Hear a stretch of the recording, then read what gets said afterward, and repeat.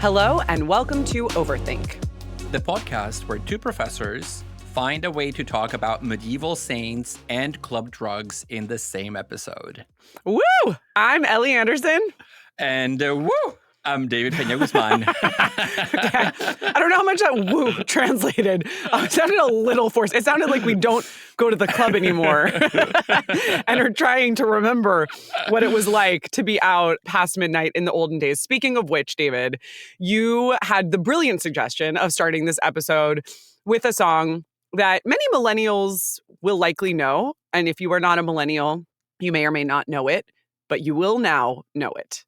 This is from the HBO TV show Summer Heights High. Ecstasy, Ecstasy, ecstasy. She's a naughty girl with a bad habit for drugs. She's a party girl with a bad habit for drugs. I think I'm that girl.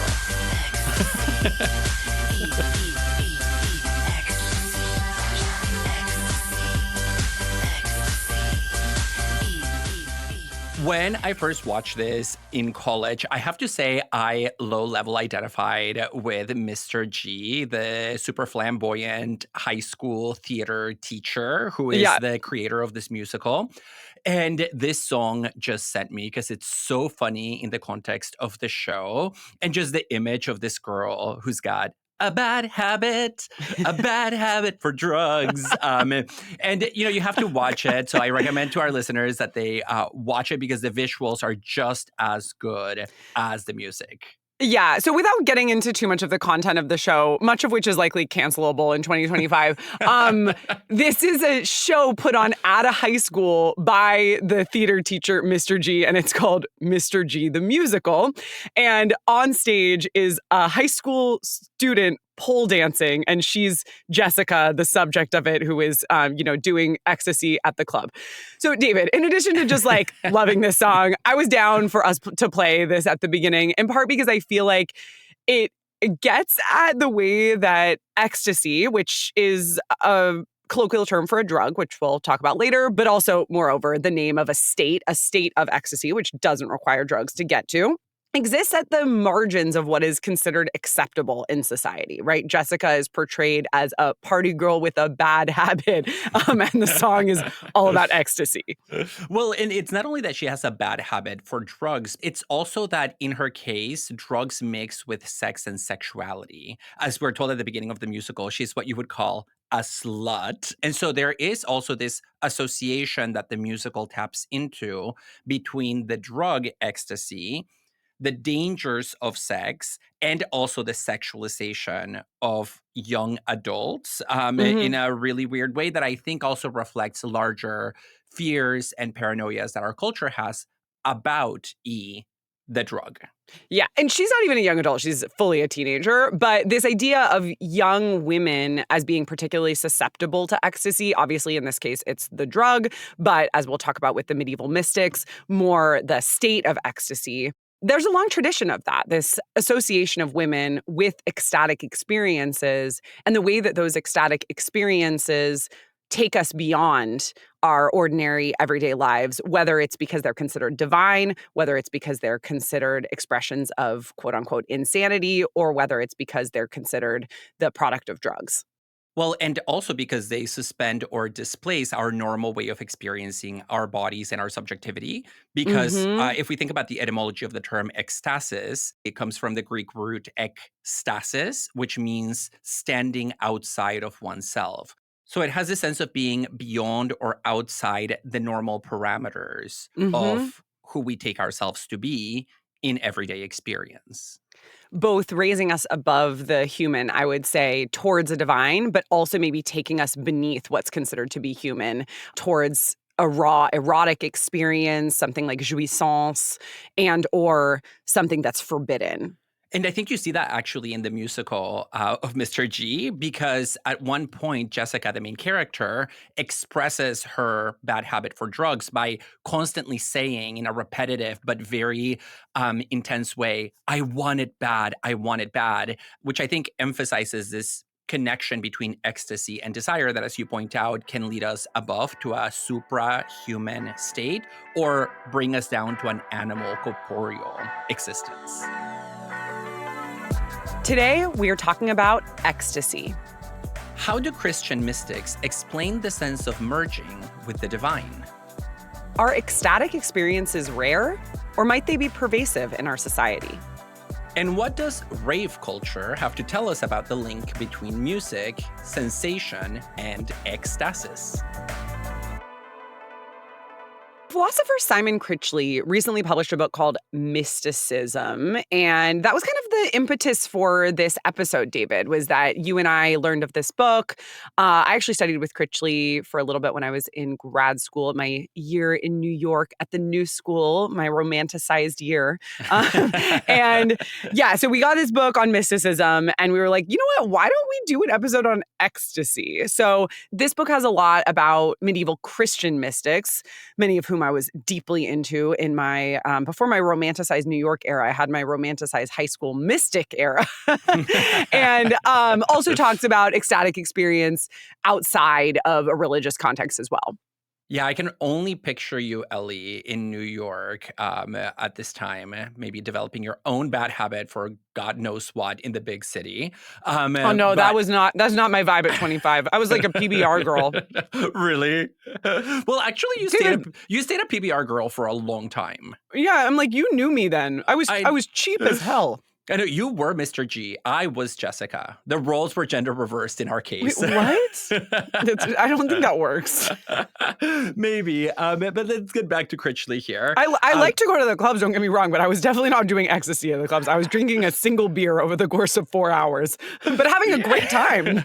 You see, I was doing ecstasy. That's what I'm saying. I was Jessica. But thinking about this tradition of early Christian mystics, many of whom were women, hence that association of mystical ecstatic states with the female body, Critchley makes a number of really interesting observations about the nature and even the purpose of ecstasy.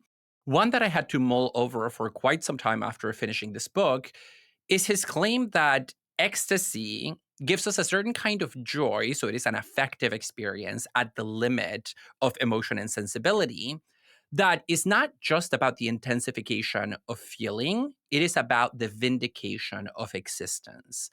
So for Critchley, ecstasy is ultimately an experience of surrender, where we give ourselves over to something larger, fundamental, primal. We could call it God, we could call it being, we could call it existence.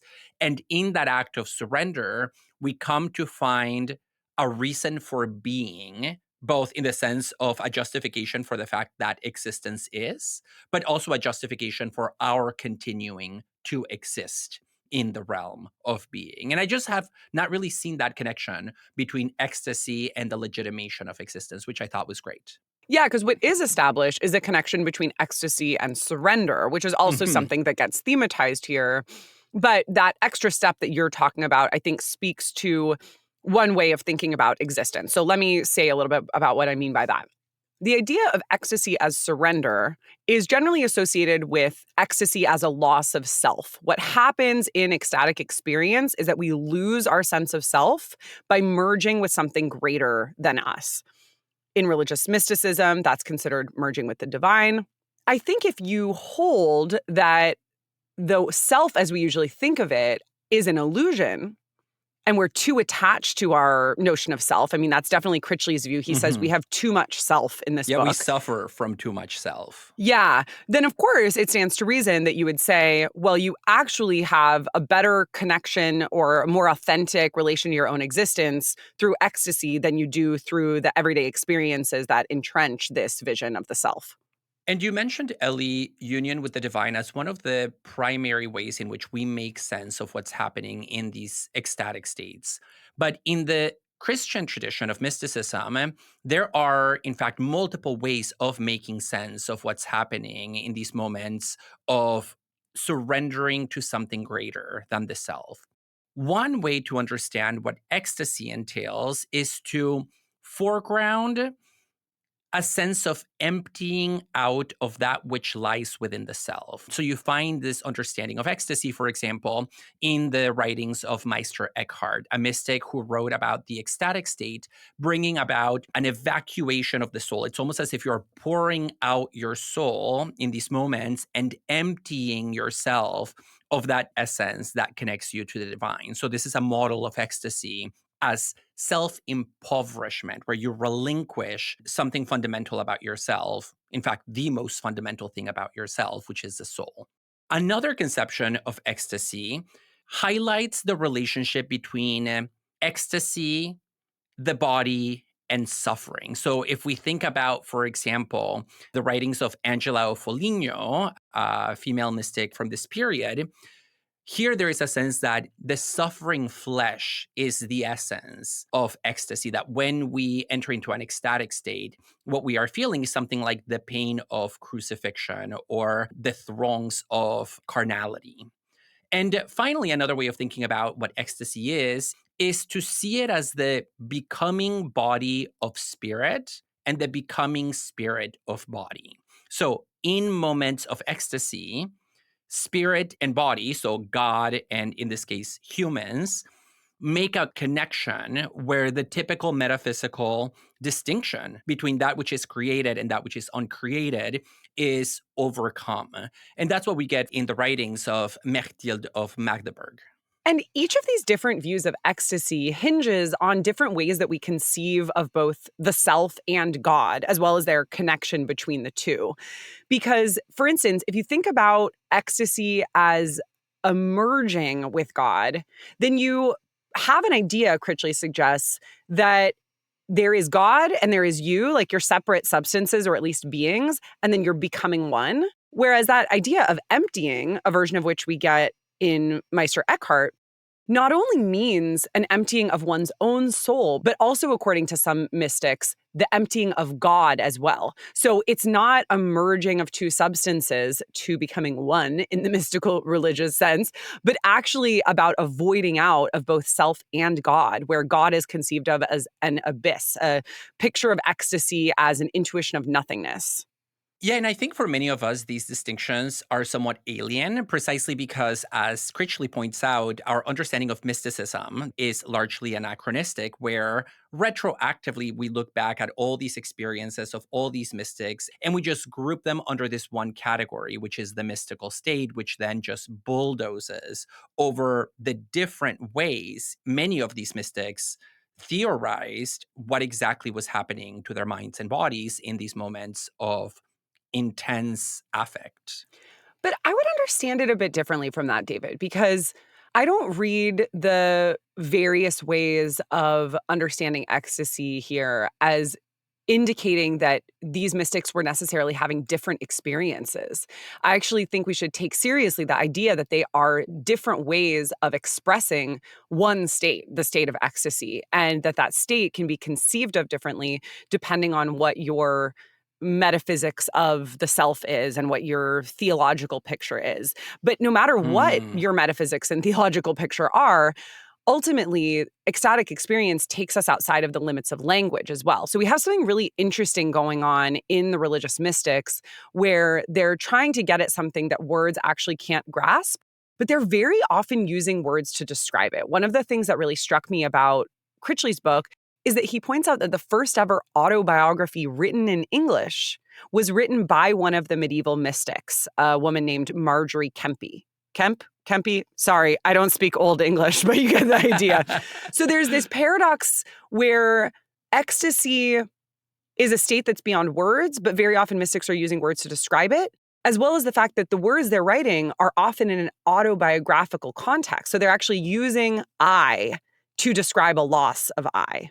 Oh, wow. That autobiographical point is super interesting because it does raise the question of what genre would one use to describe one's experience of standing outside of oneself, right? Autobiography Mhm. seems contradictory in many ways and incompatible with the very experience that it tries to capture.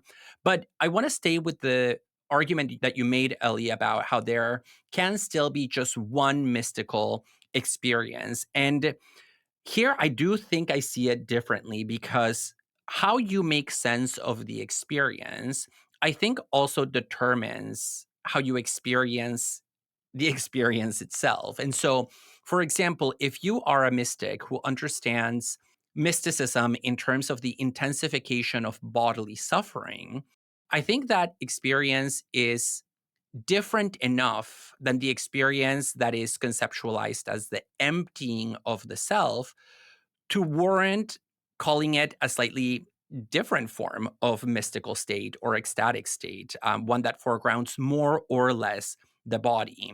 And in connection to that, I also think that there can be very different triggers for ecstatic experience that also should lead us to adopt a more pluralistic understanding of these states. So, for example, Critchley points out that some of these experiences are brought about by rituals. Other ones are brought about by liturgical practices. Others are brought about by manipulations of the body. And even though we now call all of these religious experiences, it might be that we are just doing so for convenience rather than because that's the best way to capture the phenomena. Have you had a mystical experience of ecstasy? Not a mystical one, but Critchley also says that there are non-religious experiences of ecstasy. So if we go in a non-religious sense, then yes. And I also said I've done ecstasy itself. Yeah. So Well, we'll talk later in the episode about the relation between the drug and the state. Wait, have you?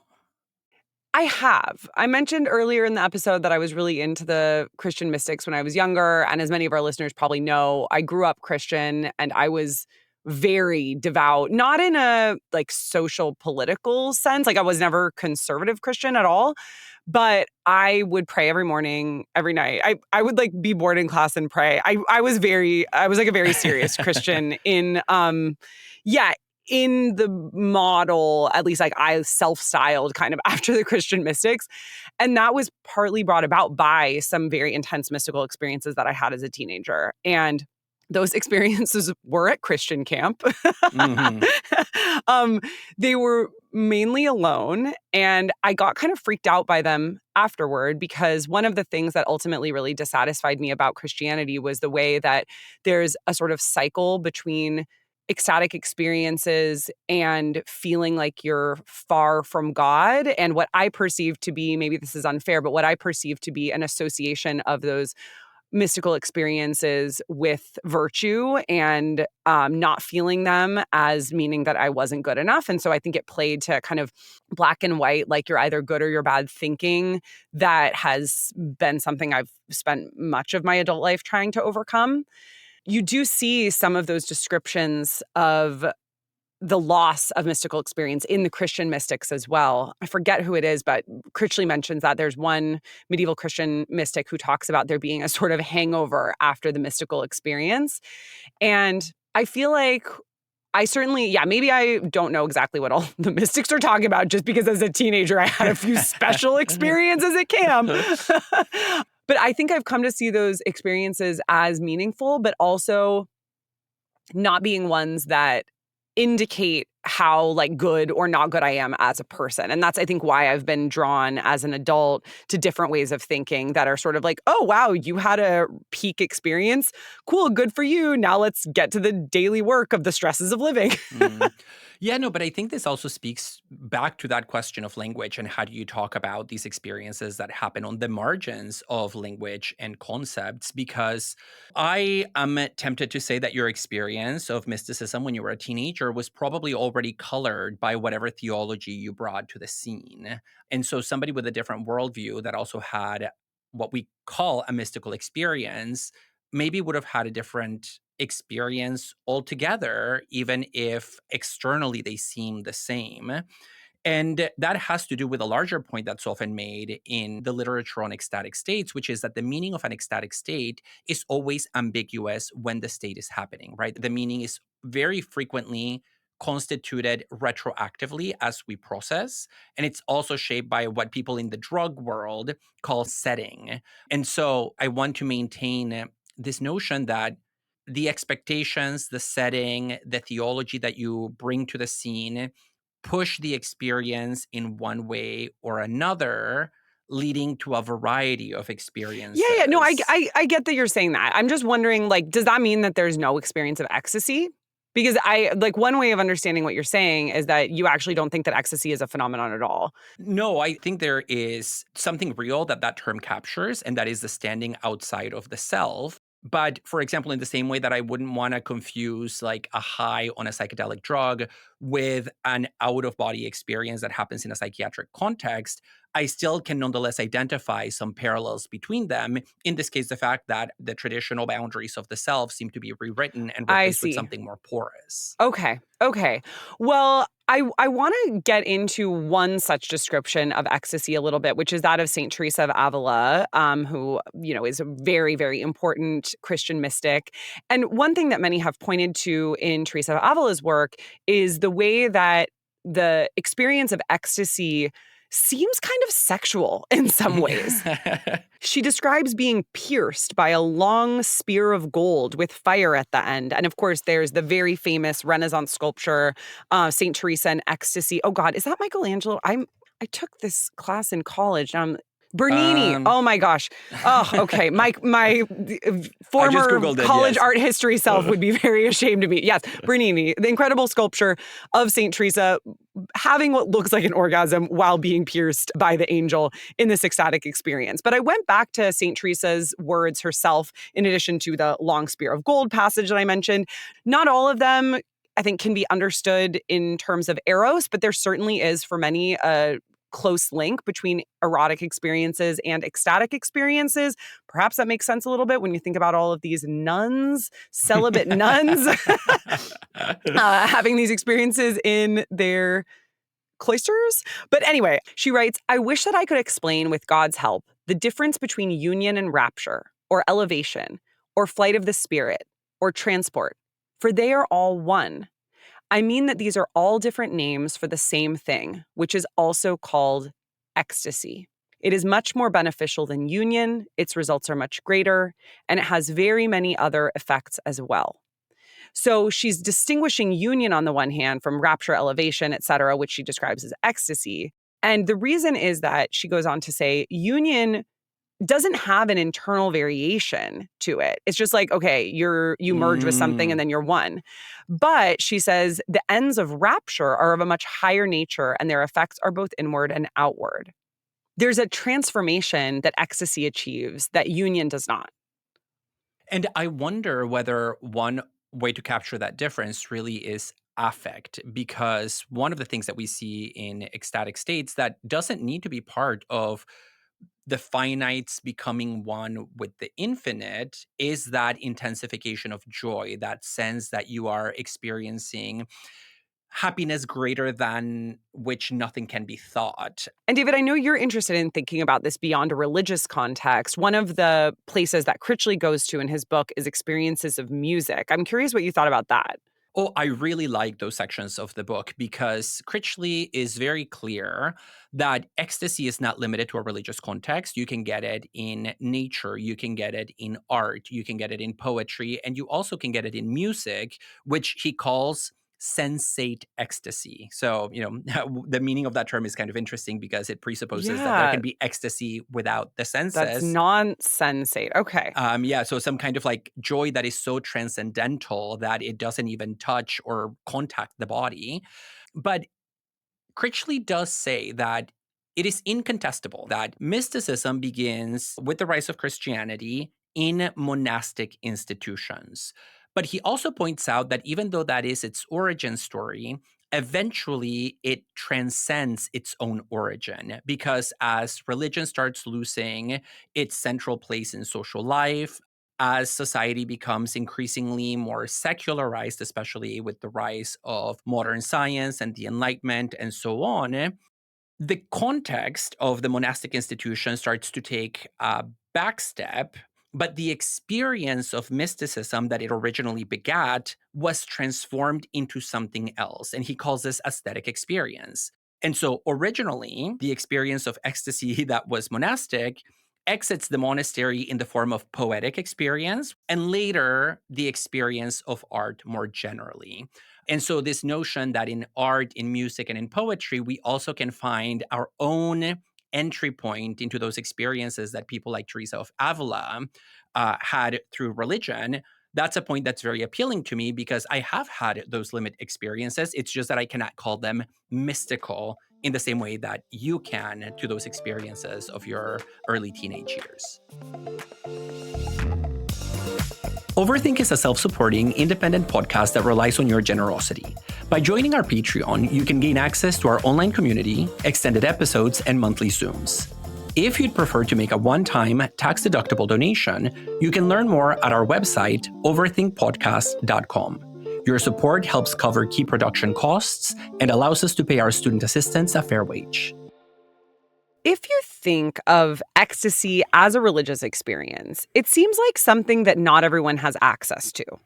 It's reserved for certain people who believe, and not only believe, but also have access to those monastic or cloistered environments that we were talking about in our last segment, and reserved to certain states. Even the most intense Christian mystics, the ones who were levitating. There's some trippy stuff in the Christian that we actually didn't talk about. So if you want to learn more about that, read the book. But they're like levitating, crying uncontrollably, et cetera, et cetera. Even those people still also had experiences that were not peak, right? And so if we think about ecstasy in those terms, it seems like a rare thing. That's why it would be considered part of a peak experience rather than part of everyday life. But one thing that also came up in our previous discussion is where the lines should be drawn between ecstasy and other forms of experiences. And we talked about how ecstasy can refer to a lot of different kinds of experience, at least on David's view. I'm not so convinced. But also now I think we can think a little bit about how ecstasy may or may not be different from seemingly related states. And I know, David, you did some research in particular on what makes ecstasy versus mania. So hit us with the insights that you gleaned.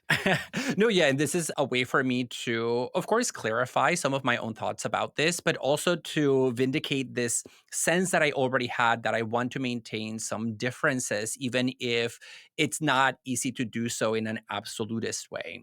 So, to make a long story short, this has a lot to do with the rise of psychiatry in the 19th century.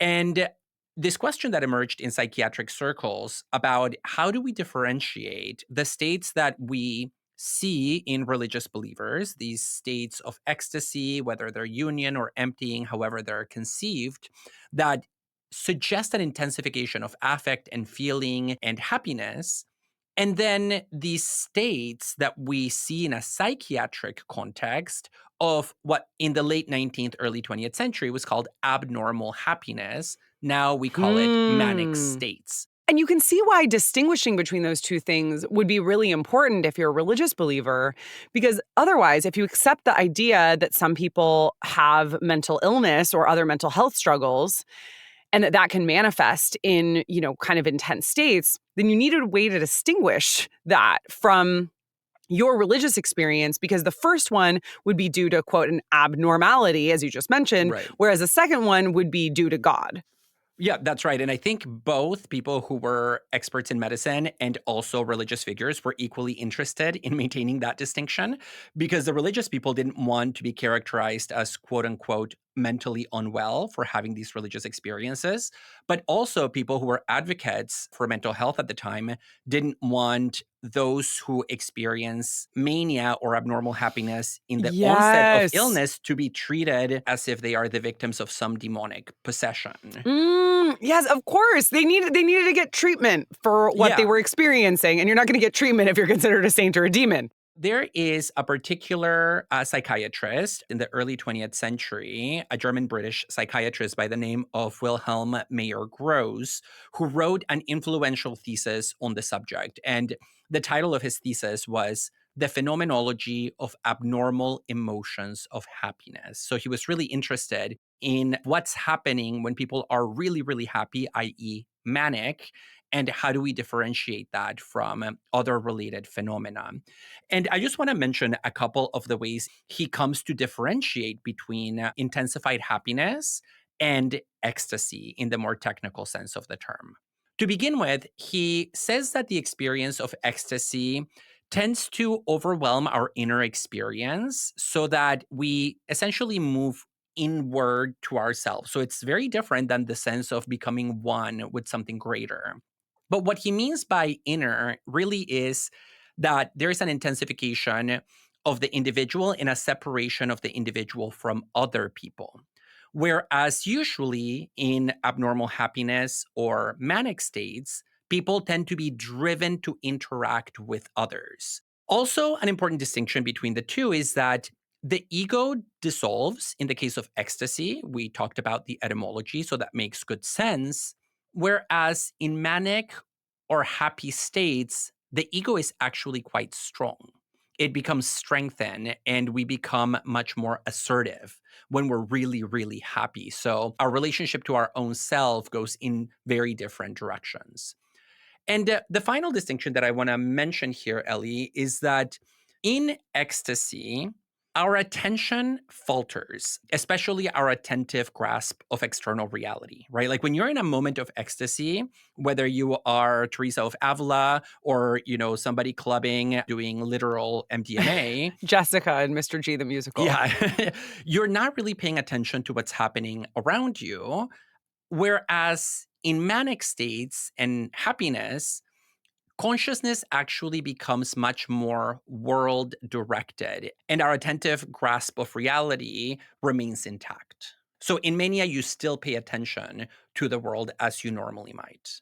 And I don't know if he gets into this or not, but certainly in mania, the world, as I understand it, shows up differently. You're looking often for patterns that aren't there. You're seeing meaning in things that you might not otherwise see meaning in. You're often engaging in impulsive behaviors or more inclined to engage in impulsive behaviors, sometimes spending money recklessly or doing things that you might not otherwise do. Whereas, as far as I understand from the accounts of mysticism in a religious context, ecstasy, even if it's described as emerging, like it's something that involves maybe an inward turn, either happening alone or with other people, but setting you apart from other people. Even, you know, the levitating nun after communion, who's around a bunch of other nuns, like she's not focused on any of them while she's levitating. I suspect that part of his answer would have to do with the way in which our affect is differently activated in both of those circumstances. Because he believes that when you're in a state of ecstasy, you enter into a kind of calmness, almost this oceanic boundlessness that, as he says, is free of inner turmoil. Whereas in a state of mania, you have an increased sense of agency and strength and potency and capability. And if we think about those two as, defining features of these states, it would explain that when we feel calm, collected, and in a state of repose, we would experience the world differently than when we feel our ego capacities suddenly strengthen and ready to strike. So we have an affective difference, a state of calm versus like what we might call a state of being hyper alert, hyper confident, etc. And it seems like that also maps on to a different experience of the self as well. Because one of the features of many manic states, I don't know about all manic states, I'd have to get my sister who's a therapist to confirm this, but is a heightened sense of self-confidence. Whereas with ecstasy, as we know, regardless of what form your ecstatic experience is taking, what defines ecstasy as ecstasy is that etymologically standing outside of oneself, or better put, I would say, a loss of self. Yeah, and I think this also has to do with the relationship between each of these, let's say, emotional states and other emotional states. Because one argument that Mayor Gross makes, and I'd have to think more about what I think about this, but it seems to cohere with how I think about the phenomena, is that ecstasy is such an intense feeling that it overwhelms and it drives out other emotions. So when you're in the throes of ecstasy, all you can feel is that ecstasy. But when you're in a manic state, it is possible that you also have other feelings, other emotions. So I can be really happy and also stressed out at the same time. But when you're in a true ecstatic state, everything else is driven out of the self such that it engulfs you and it dominates you. This gives me an opportunity to bring up some other forms of ecstatic experience inducing phenomena that are really popular today, especially in my community of Los Angeles. And those are ecstatic dance and breath work. Both ecstatic dance and breath work have a big following among kind of like new age spiritual communities in LA. I have not tried ecstatic dance myself, so I have no opinion on it, but I have done breath work a couple of times, which is not exactly pleasant at first because it basically requires that you put yourself into a state of hyperventilation. But doing this, I mean, it can be a profoundly therapeutic experience. And putting yourself into that altered state without the use of drugs, without the use of anything except your own breath, and, you know, you do need to have a knowledgeable guide there. I did it at first in a therapeutic context. It was like a group therapy thing. And it was wild. I had like full-on visions. Okay, I'm about to sound so LA right now. I had full-on visions of my ancestors. and it felt very therapeutic. Now, when I talk about having visions of my ancestors, I mean, like, I was picturing my grandpa. So it's not like I had visions of past lives. But this was such an intense experience that really was immensely cathartic. And I would say did lead to a kind of ecstasy, and that's something that a lot of people report as well. Do we think that's like ecstasy? I mean, it definitely wasn't mania. It's a very different kind of experience than mania. It definitely has that emptying out of self. I also found it very physically uncomfortable. In addition to the hyperventilation, I have like really intense jaw tension, and oh my gosh, that came out so strongly. I got like the crab claws where your hands get clamp. yeah, and same with my feet. And it wasn't exactly pleasant. Well, the thing about many of these experiences is that they're not really like hedonically positive, right? They're just moments of intensity. But, you know, are they or are they not real ecstasy? That's a question that I'm really, really interested in, because I do believe there are these ordinary ways of triggering ecstatic experiences, including experiences that we sometimes don't qualify as ecstatic only because they don't fit the framework of the mystical state, right? This very high-end contact with the divine. Well, I mean, I think in the 2 times I've done breath work, it was considered to be a facilitation of an experience that is meant to be intense. But yeah, it was every day in the sense that the first time I did it, it was with my therapist in a group therapy context. And the second time, it was at my local yoga studio. Yeah, exactly. So they're mundane settings, and the explanations maybe don't invoke theological concepts, although they could. And, you know, there is a book by a philosopher by the name of Margarita Lasky from 1980 called Everyday Ecstasy that talks precisely about this. The book talks about all these experiences that Lasky calls Adamic, in the sense that they bring us back to the state that Adam was in before the fall in the Garden of Eden. I don't know why they're called Adamic, but not like Eve is not included in the Evic, like, maybe Evic didn't have the same ring. Yeah. No. And she talks about all these ways in which we do have everyday ecstatic experiences, such as our experience of natural scenes of beauty, like looking up at a mountain or looking down into a canyon. She talks about sexual intercourse, right? Like sexual orgasm is a form of everyday ecstasy. I'm not sure how everyday it is for most of us, but pretty regular, you know? She talks about our experience of beauty in works of art, echoing what Critchley says about the relationship between mysticism and art, but also about other things that are even more mundane, like our experience of food, our experience of rhythmical movements, such as walking, running, riding, swimming, which can sometimes put us into a kind of ecstatic, exalted state, especially when they involve high levels of fatigue, which maybe bring those kind of close to your experience of breath work, right? You described it as something physically demanding that brings you to the limit of your sense of self. But I feel like that experience of breathwork is so different from the other things that you were talking about. I mean, I love most of the things you just listed. I love a good walk. I love good food a hell of a lot more than that. And I love looking at art. I don't know that I I would love say that you I've left out had. sex. Sorry. I actually forgot that was on the table. Let's leave that aside for now. Let's talk about things you can. Well, no, never mind.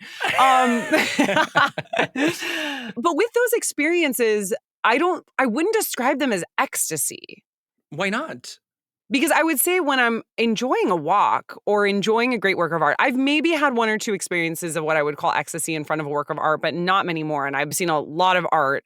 I would not describe, I love Yeah. food. Like there are a few things that bring me greater joy than a good meal, but I would describe that as like joy, pleasure, definitely not as ecstasy. I just feel like it doesn't fit the bill for me. I see. So I kind of agree with you about some of these examples. Like I have had semi-orgasmic experiences of food. And so that one does speak to me, but I agree with you about the walking Yeah. and the swimming. I don't Dude, think imagine you lose a sense of self entirely while you're on a walk. Like that's not going to go well. You got to be stationary for that to happen.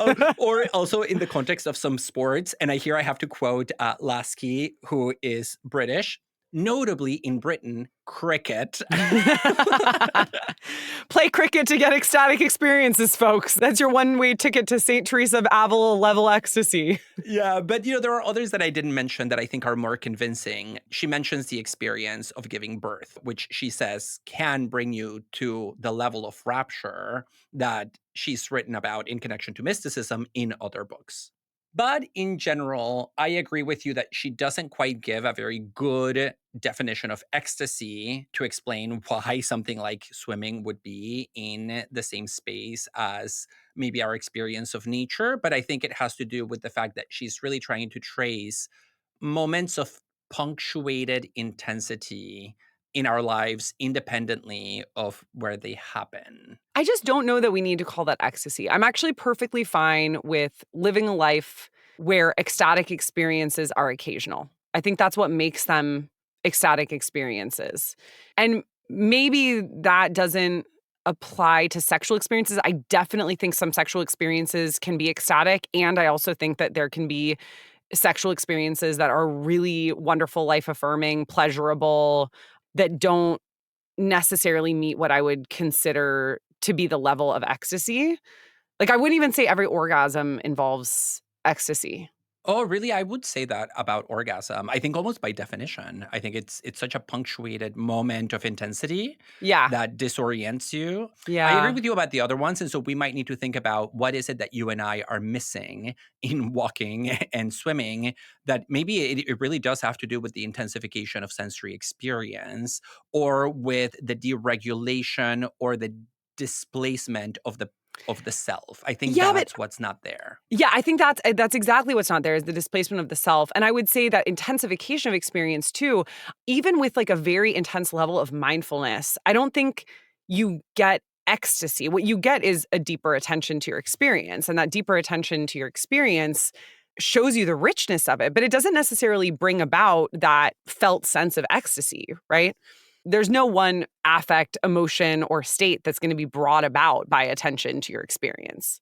I agree with you. And I think Critchley's concept of surrender can do great explanatory work for what we're trying to explain here. Because in experiences of attending to our experience, we're not relinquishing control. If anything, we are exercising it.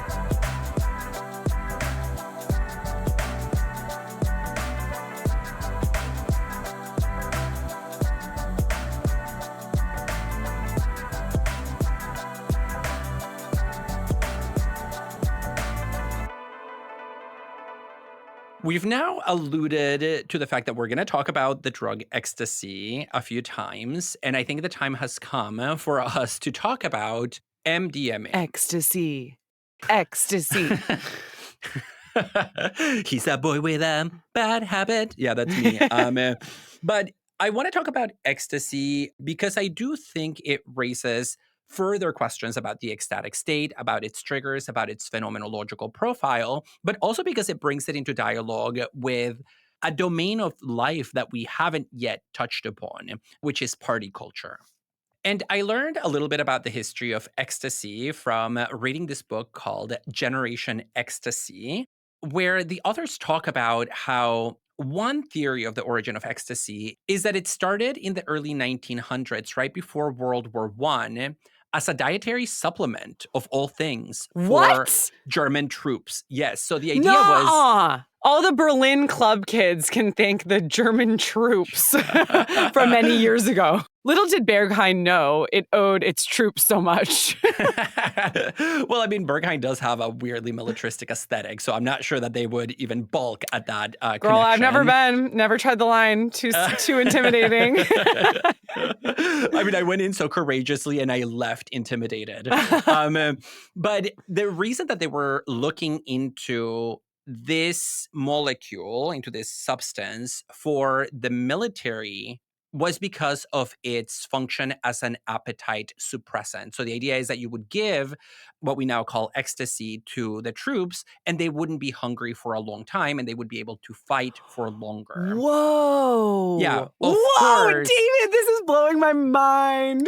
This didn't ultimately pan out, and you can just imagine that this is probably the worst drug that you could give military troops if you want them to engage in war. They're walking around like grinding their teeth, like eyes wide open, and like touching each other's, our forearms. Yeah. Well, and the author of the chapter in this book that I read in connection to this points out that actually in the 1990s, they gave ecstasy to a number of military and paramilitary agents in the armed conflict in Nicaragua. And it kind of broke things down because then the people that were given ecstasy started reporting loving everything, including their enemies. So it is the anti-conflict drug par excellence. But in terms of the history, the reason that I said it's one theory is because they were using something very similar to ecstasy, but not exactly identical in terms of its pharmacological composition to what we now use as ecstasy. So from the 1910s all the way to the 1960s, the drug kind of recedes into the background until interest in it is reawakened in 1960s San Francisco, where a number of people started doing work on ecstasy for therapeutic purposes. The idea was that you could give this to people going to therapy and it would enable them to work through difficult emotional blockage.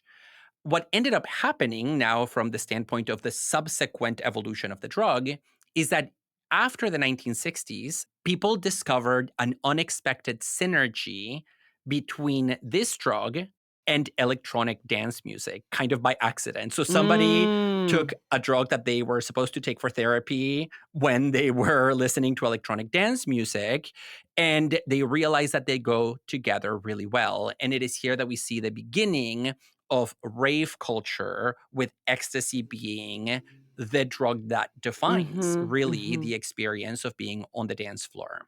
And the reason ecstasy works so well with electronic dance music has to do with its effects on the central nervous system. We know that when you take ecstasy, it activates your dopaminergic system. It leads to a spike in dopamine in your brain, which activates the motor system, right? It gives you energy. It makes you euphoric. And so when you're feeling energetic and euphoric, you want to dance. And so if you have the kind of music that makes you move, it goes really well with that drug. Aside from that, it also activates serotonin, which, gives you a positive feeling of well-being.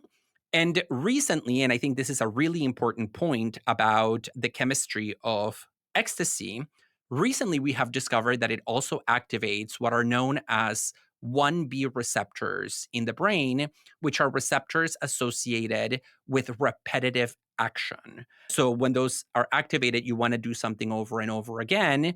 And electronic dance music has a kind of repetitive structure to it that combines and kind of enhances the effects of the drug. So they are mutual enhancers, the music and the drug.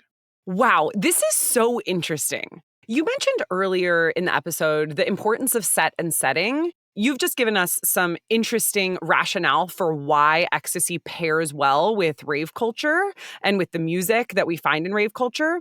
And I also think that some of the research that I did emphasized how the rave experience itself, in turn, catalyzes experiences of ecstasy, whether or not you actually take the drug ecstasy. So we first found this article together while we were researching this episode, David, called The Flesh of Raving. This article was really compelling because it offers a phenomenological way of understanding what's going on with the ecstasy of raves.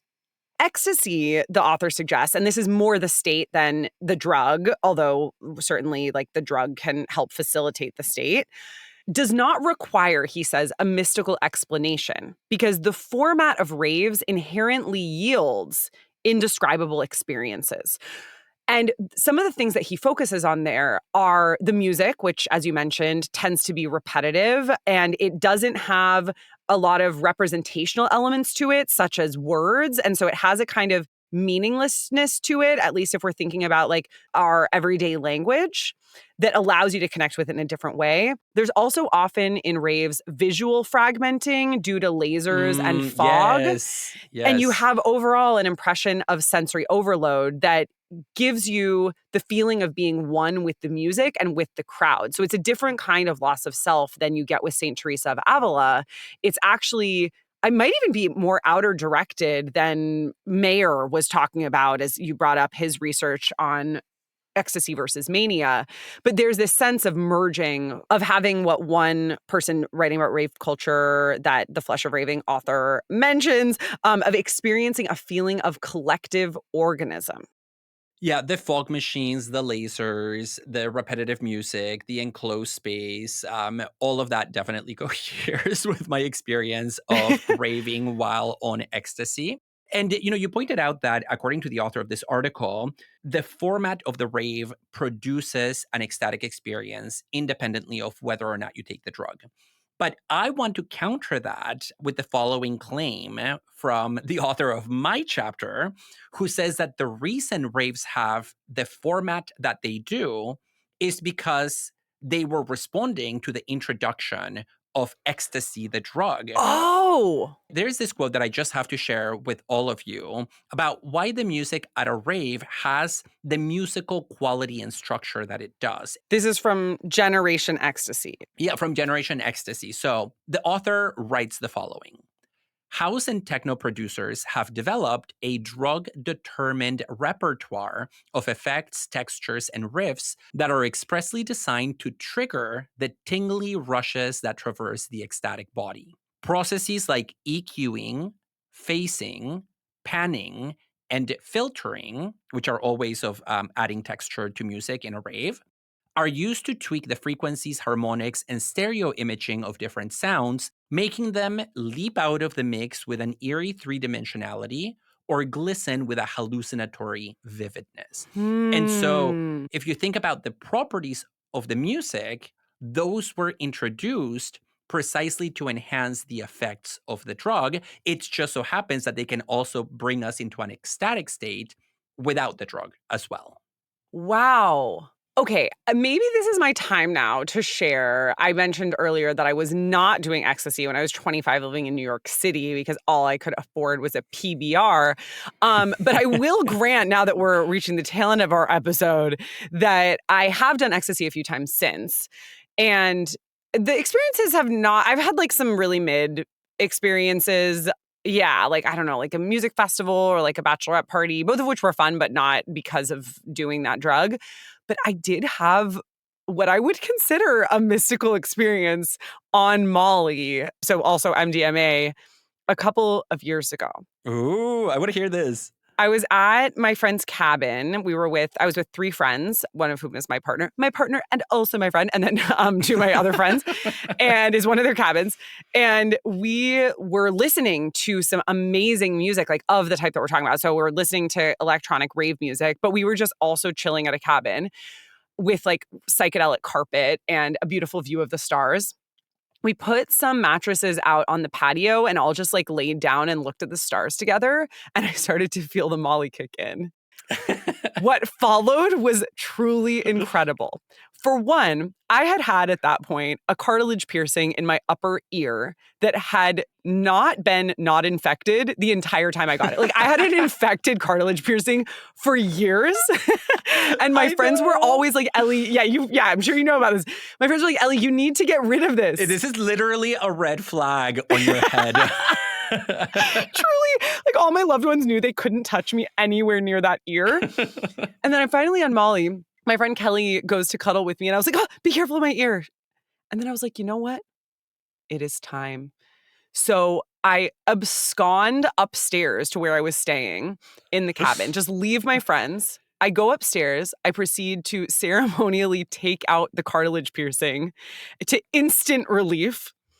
And then I opened a book of philosophy and started reading philosophy. Ew. Sorry. Ew, Ellie. I'm sorry. You just got the ick from me, David. And then I wrote in my journal and I looked at an atlas and I did that for hours. And my friends all thought that I went to bed, but it turned out I was just upstairs, like by myself, having an incredible time. This sounds like a bad trip to me.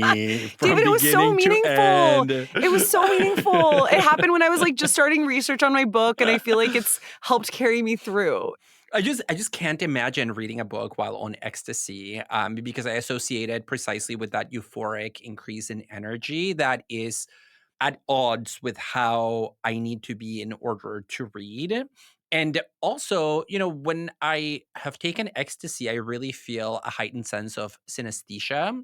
And so I can just imagine trying to read and then having other sensory modalities activated while reading, like colors or tactile sensations or auditory hallucinations. Yeah. That would make it impossible for me to really immerse myself. I will say I did try to read Nietzsche on mushrooms one time. It was not a good scene. Would not recommend. I think ecstasy in any reading is just not going to be part of my spiritual and sensate journey. You'll stick with the club in the near future. Yeah, I'm going to become. The authors of the article that I read mentioned that we become one giant ear. When we're on ecstasy, we're just like this receptive Talk about Nietzsche. That's what Nietzsche says we've all become in the age of like too much scholarship. Just a massive ear. Yeah. Yeah. Or it also reminded me of, is it Emerson who talks about becoming a giant transparent eyeball? Yeah, I don't remember who. It's one of the American transcendentalists, but we got to wrap up. We don't have time to figure it out. People can correct us in the comments. Yeah, but whether ear or eye, it's clear that the drug does bring us to that experience of surrender that is central to so many mystical states. We hope you enjoyed today's episode. Please consider joining our Overthink community on Patreon for bonus content, Zoom meetings, and more. And thanks to those of you who already do. To connect with us, find episode transcripts, and make one-time tax-deductible donations, please check out our website, overthinkpodcast.com. We also have a thriving YouTube channel, as well as TikTok, Instagram, and Twitter accounts at overthink_pod. We'd like to thank our audio editor, Aaron Morgan, our production assistants, Bayarma Bat-Erdine and Kristen Taylor, and Samuel P.K. Smith for the original music. And to our listeners, thanks so much for overthinking with us.